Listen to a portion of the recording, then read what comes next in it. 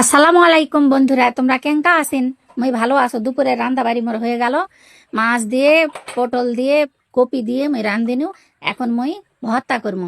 পটলের যে খোসাগুলা থাকে না, ওই খোসাগুলা দিয়ে দুটা আলু কাটে দিছু, পেঁয়াজ রসুন না বেশি করে দিছু, না আদা দিছু, দিয়ে এই যে না ঝাল টাল দিয়ে তুলে দিনু, দিয়ে না সুন্দর করে ভাজি করে করে মই পাটাত পিসমু।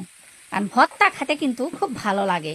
ঝাল ভাজা যদি হয় ইনকারা টকটকা টাটকা সর্ষার তেল দিয়ে লবণ দিয়ে ঝাল পাটা তাকে বাটে নিবে হবে, সুন্দর করে বাটে নিনু। বাটে নিয়ে এখন ঝালকোনা তুলে নেবো, কারণ তুলে না নিলে যদি আবার ঝাল বেশি হয় ভর্তা তখন তো খাওয়া যাবে না, পাছা জ্বলে যাবে। ওই জন্যে ভর্তাকোনা তুলে নিনু ঝালের।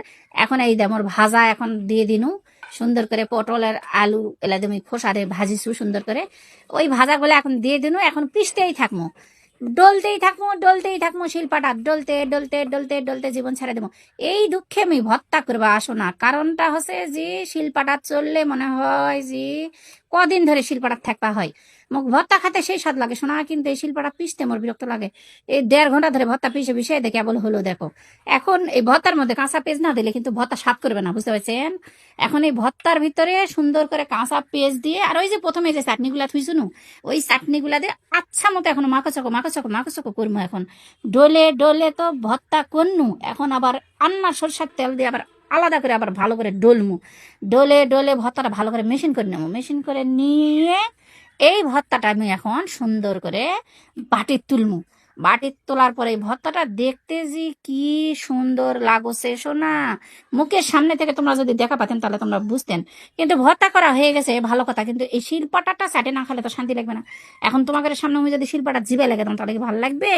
এই জন্য মুই এখন সুন্দর করে শিলপাটাতে না সাদা ভাত দিনু। দিয়ে এই সাদা ভাতটা মুই এখন ডলে ডলে আচ্ছা মতন মাখতেই থাকবো। অনেকে আবার ভাত মাখা দেখে ঘৃণা করে যে বেসল ট্যাঙ্কা করে ভাত মাখে কেন, কিন্তু মোর অভ্যাস, মোর ভাত মুই মোর হাত দিয়ে মাখছো। দেখো দিন এই যে নলা করেছু কত সুন্দর লাগছে। এই ভাতটা খাতে যে কি স্বাদ বন্ধুরা, তোমরা তো যারা যারা খান তারা বুঝবেন। আর এই ভাতগুলা কিন্তু বেশিরভাগ বেটি ছেলেরাই খায়, বেটা ছেলেরা কিন্তু খায় না, কারণ বেটা ছেলেরা খাওয়ার সময় পায় না। বেটি ছেলেরা বাড়িতে থাকে, বেটি ছেলেরা ভর্তা করে, আর বেটি ছেলেরাই খায়। ঠিক আছে বন্ধুরা, আমার ভর্তা করা হয়ে গেল, ভাত খাওয়া হয়ে গেল, আমার ছেলেরা এখন স্কুলের থেকে আসবে। ভালো থাকো, আল্লাহ হাফেজ।